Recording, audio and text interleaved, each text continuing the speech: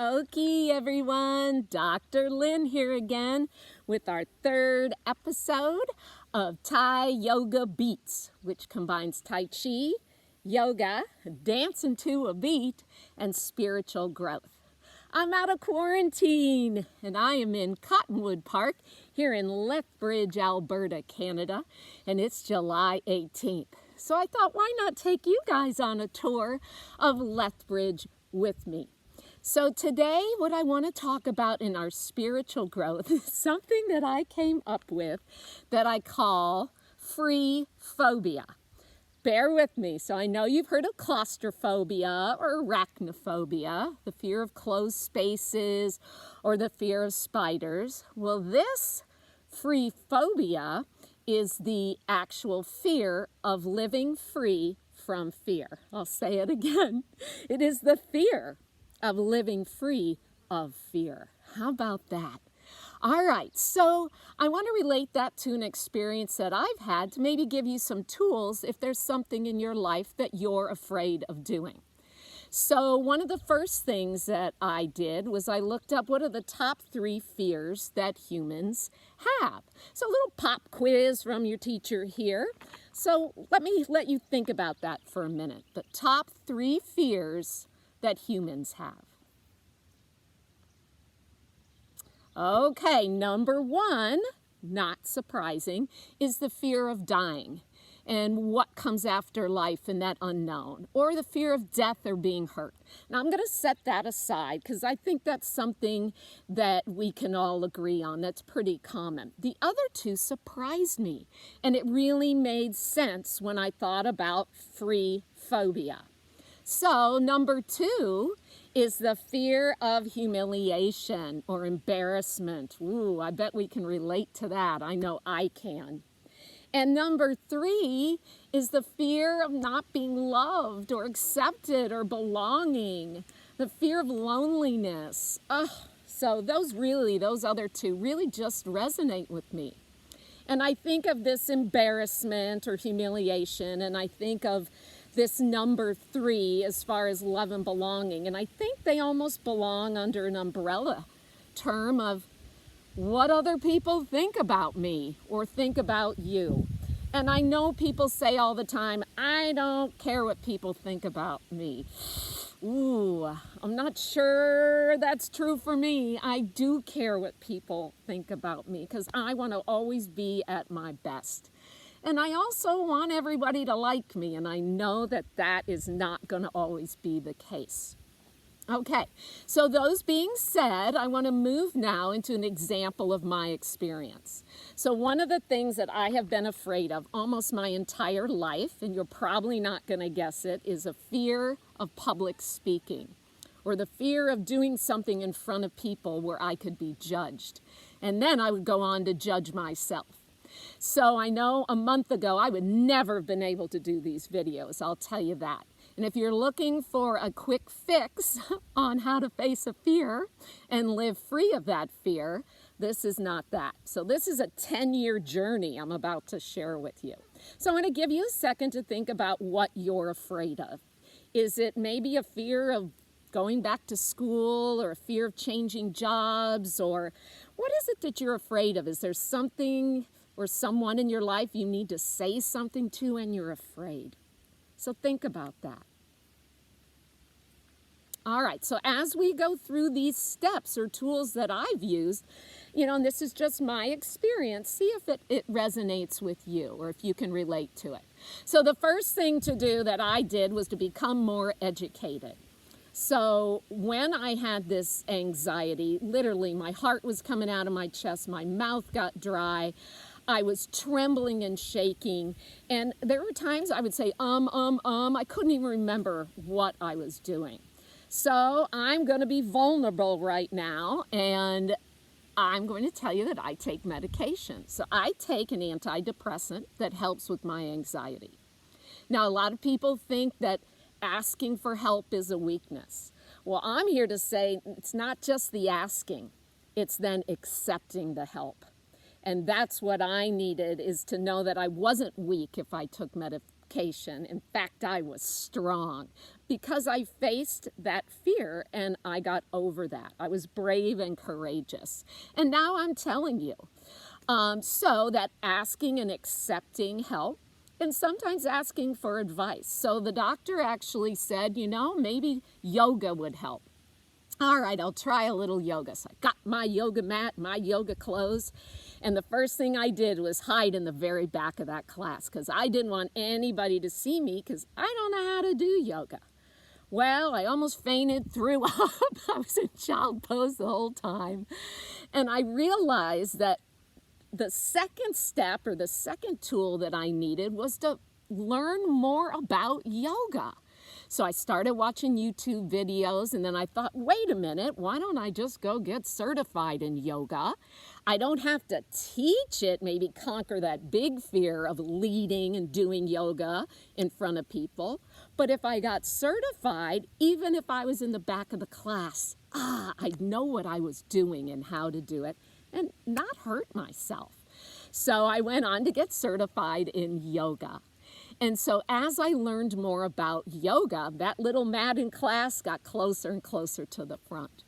And then one day, the yoga teacher at the gym didn't show up.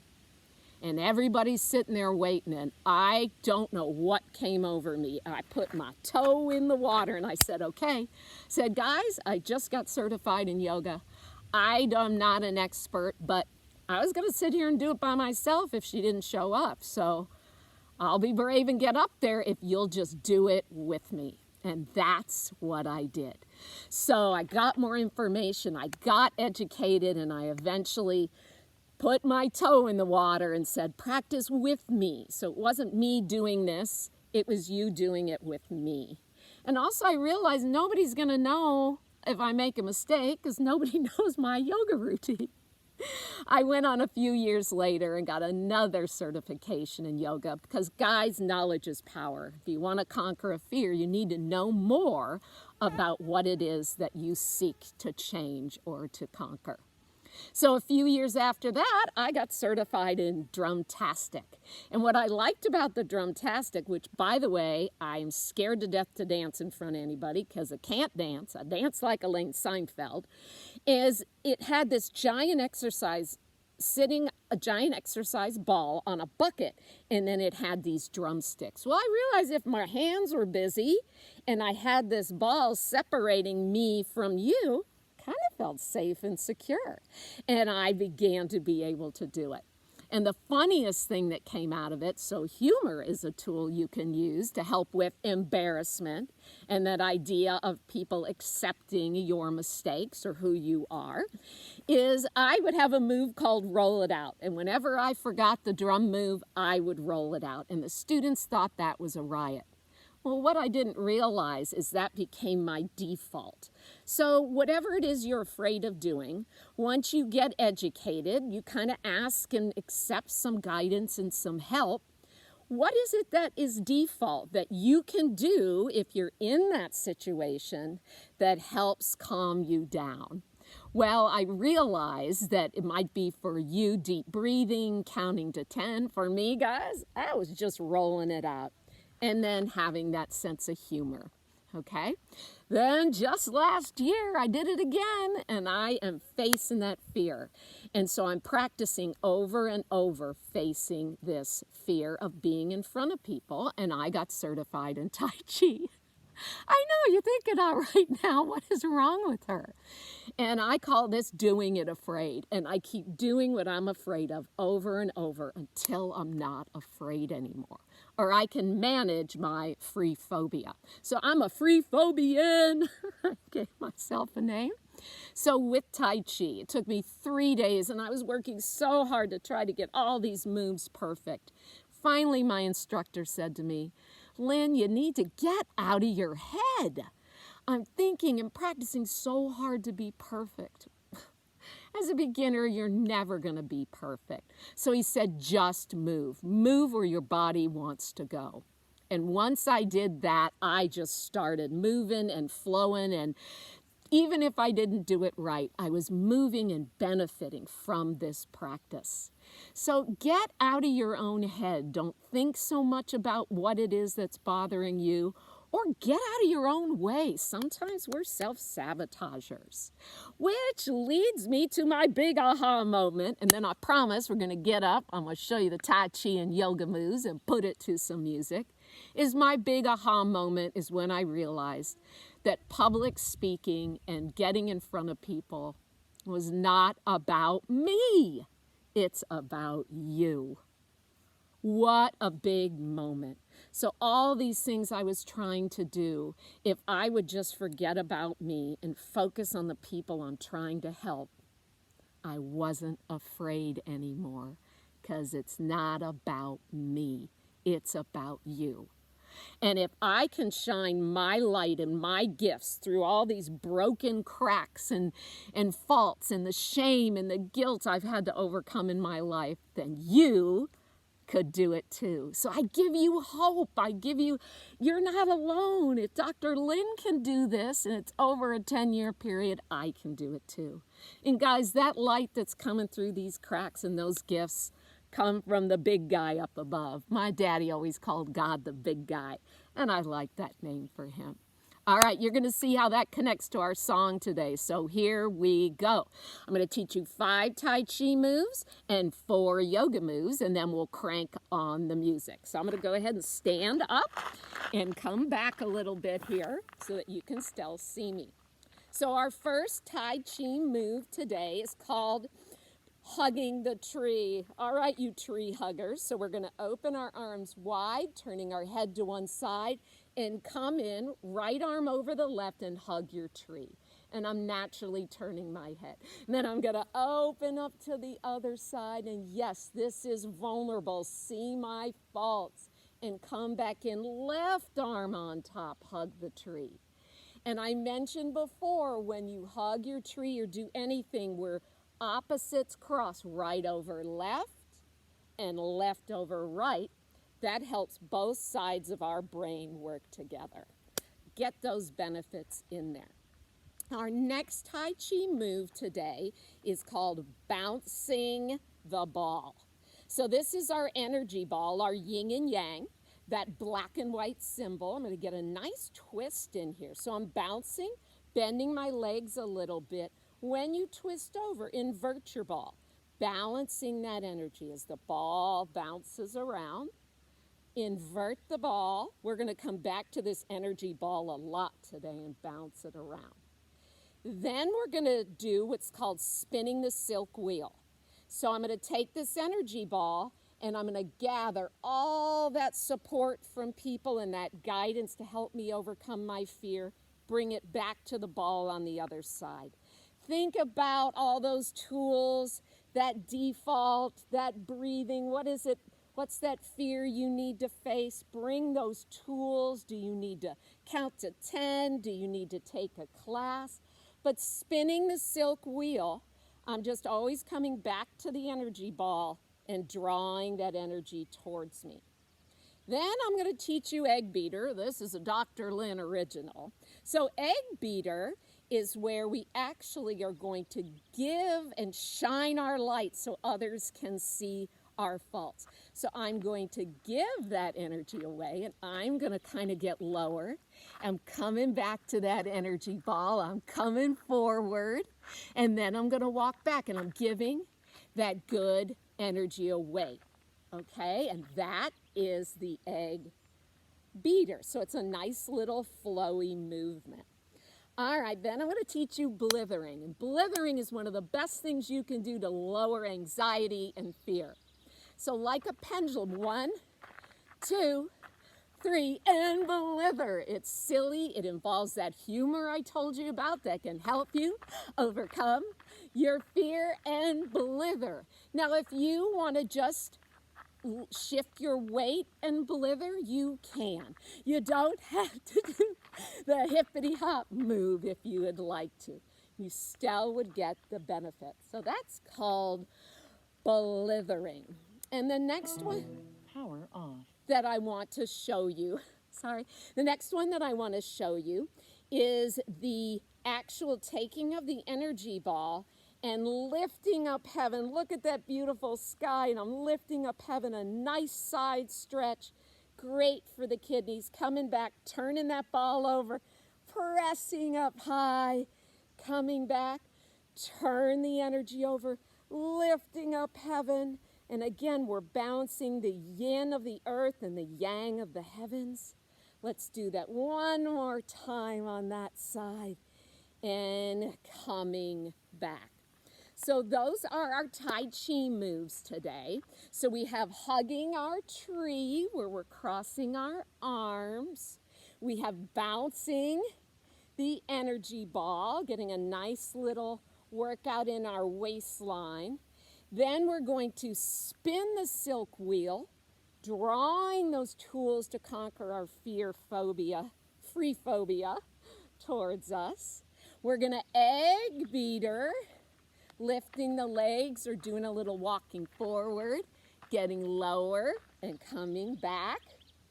And then we have our blithering, right? And then we have lifting up heaven. Beautiful. All right, for our yoga moves today, these are pretty common, but the yoga moves that we're going to do is a little warrior 1, 2, and a flow. So just take a nice step forward with your right leg or your left leg, won't matter. Nice little bend. This is warrior 1. Then we're going to rotate our body and our arms come into warrior 2. Flip the palm, reverse your warrior, and I straighten my front leg into a nice flow. So reverse to 2, reverse to 2. I'm going to bring both my legs back together and step back on the other side. We don't want to be lopsided for warrior 1. We rotate and open to warrior 2. We reverse our warrior and we do a flow from 2 to reverse, 2 to reverse. Okay, so our yoga moves are pretty simple today. And now we're going to turn on some music. So the song that I picked to go with our free phobia lesson today is called This Is Me. And it's from the movie The Greatest Showman. If you have not seen it, it's a must-see, even if you're not into musicals. Because it's about P.T. Barnum from Barnum and Bailey Circus and how he gathers up a group of misfits and helps them conquer their fear of what other people think, number 2 on the fear list, and that idea of love and acceptance, number 3 on our list, and he helps them shine their light through what they perceive to be their imperfections. All right, so we are going to do This Is Me. Now turn on the music here. Power on. Bluetooth and let's see. Okay. Bluetooth connected. Whew.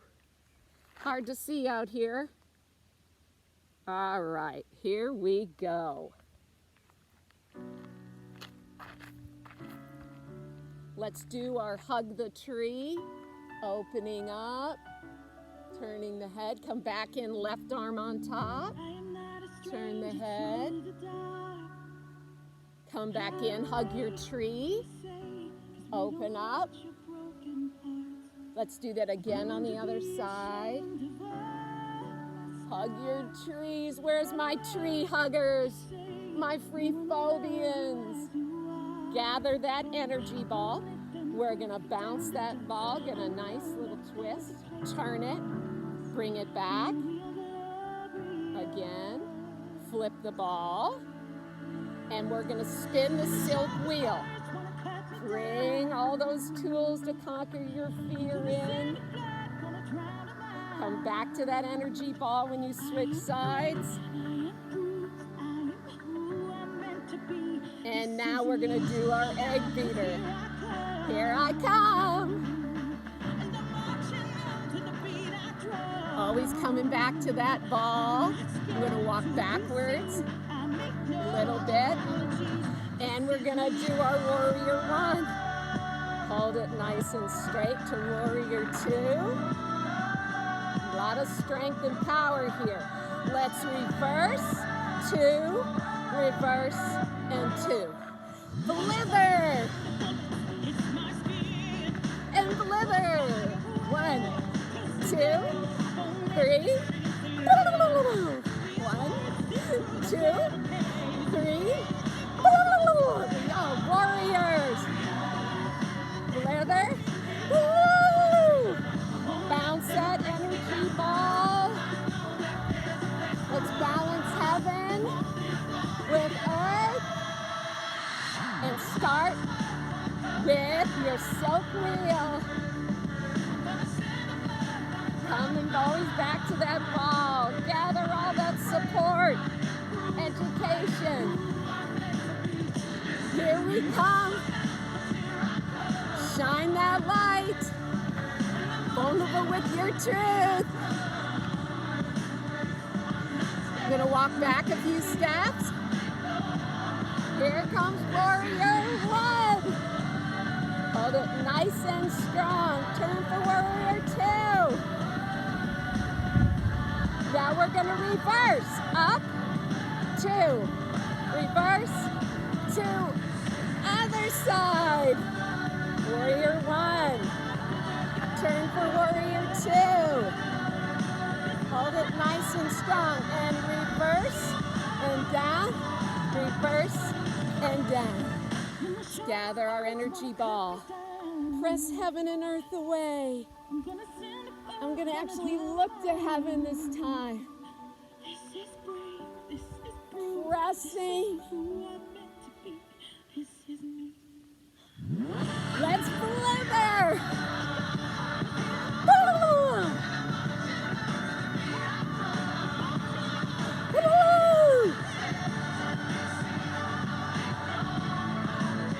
Woo!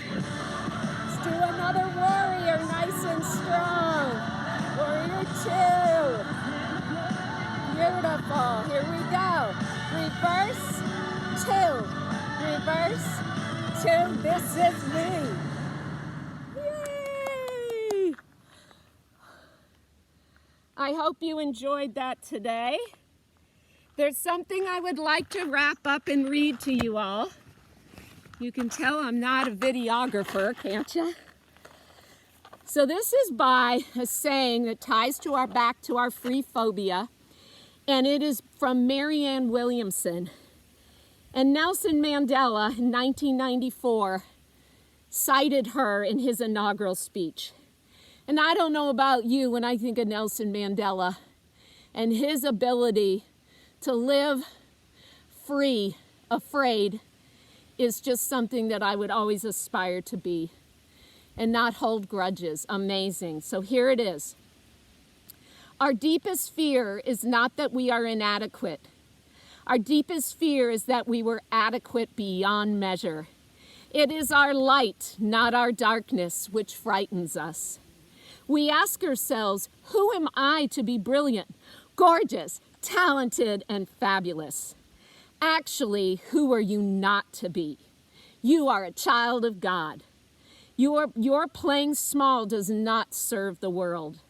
There is nothing enlightened about shrinking so that no one or other people do not feel insecure around you. We were born to make manifest the glory of God that's within us. It is not just in some of us, it's in everyone. As we let our light shine, we unconsciously give others permission to do the same. As we are liberated from our own fear, our presence automatically liberates others. Can I get an amen? All right, guys, if you want to be a free phobian like Dr. Lynn, I say you go out there and do the one thing you're afraid of. Practice it over and over. Have that default you can fall back on. Use a little sense of humor. And remember, it's not about you. It's about all those other people you're giving permission to shine their light through their brokenness and weakness. All right, bye from Lethbridge. See you next time.